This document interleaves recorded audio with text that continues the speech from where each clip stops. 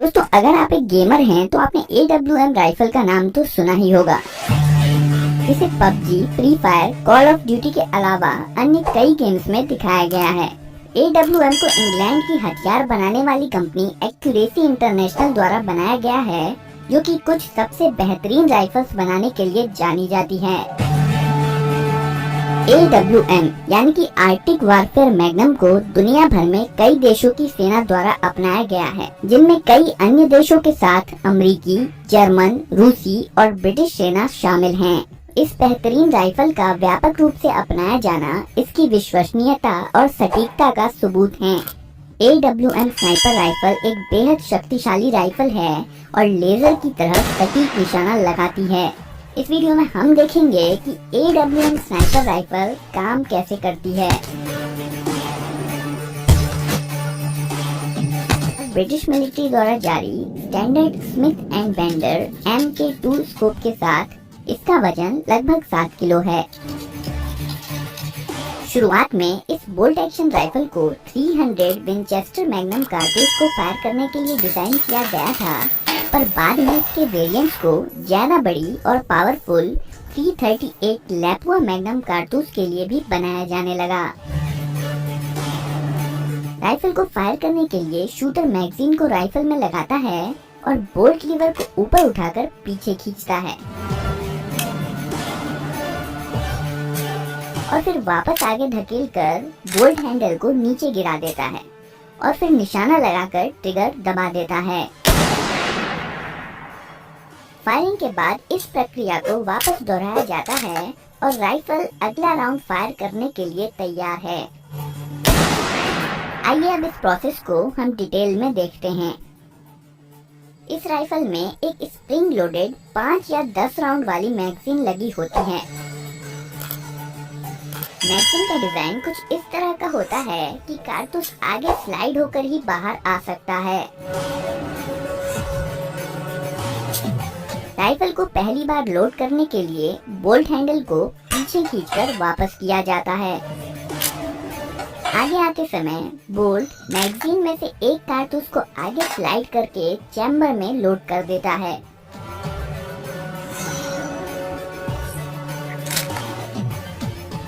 Bolt में एक spring loaded extractor और एक स्प्रिंग लोडेड इजेक्टर होता है।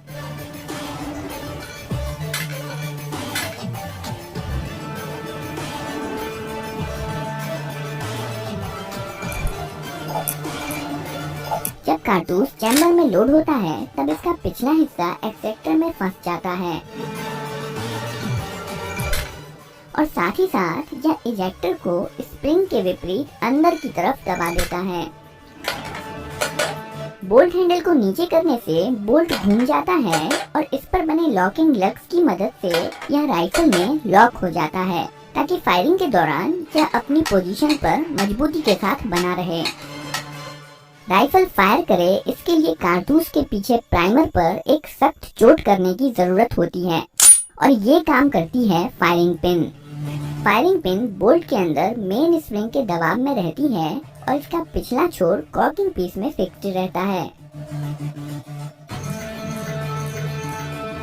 शुरुआत में जब बोल्ट हैंडल को ऊपर उठाया जाता है तब बोल्ट के नीचे की तरफ बना हुआ खांचा कॉकिंग पीस को थोड़ा पीछे कर देता है। क्योंकि कॉकिंग पीस फायरिंग पिन से जुड़ी होती है, फायरिंग पिन भी कॉकिंग पीस के साथ पीछे खसक जाती है। फायरिंग पिन के खसकने के कारण मेन स्प्रिंग स्ट्राइकर कॉलर और शाउट के बीच में कंप्रेस हो जाती है और इसके बाद कारतूस लोड करने के लिए बोल्ट को पीछे खींचकर वापस आगे कर दिया जाता है।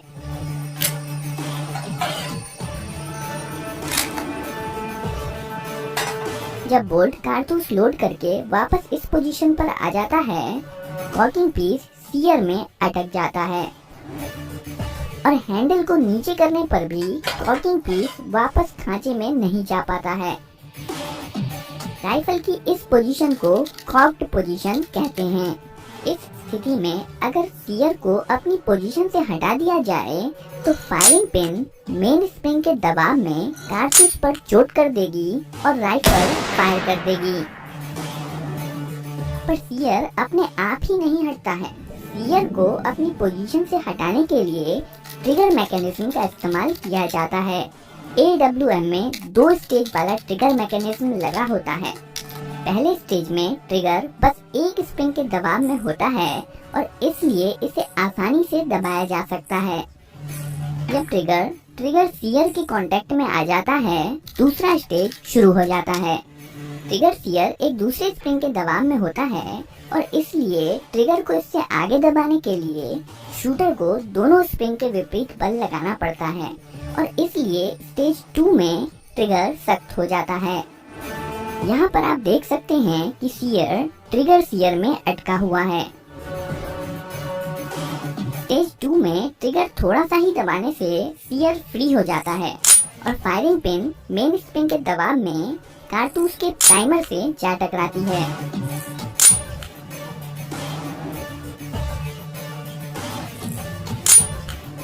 प्राइमर में इम्पैक्ट सेंसिटिव विस्फोटक होता है जो फायरिंग पिन के झटके से जल जाता है और कारतूस में बंद गन पाउडर में इग्निशन शुरू कर देता है। गन पाउडर के जलने से बहुत सारी गर्म गैसेस पैदा होती हैं, जिसके कारण प्रेशर बहुत बढ़ जाता है।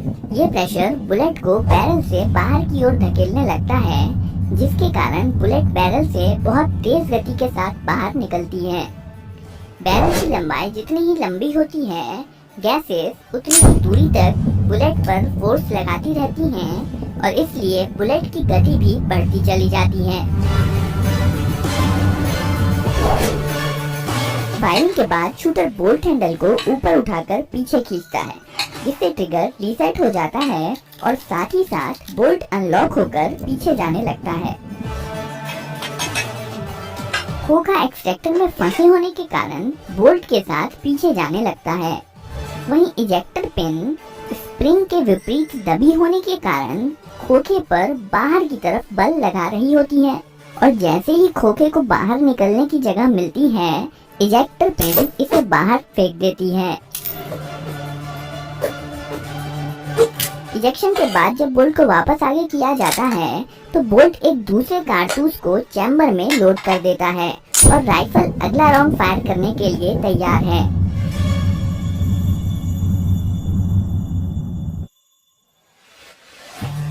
AWM के साथ साथ एक्यूरेसी इंटरनेशनल की सभी राइफल्स में 3 पोजीशन सेफ्टी मैकेनिज्म लगी होती है।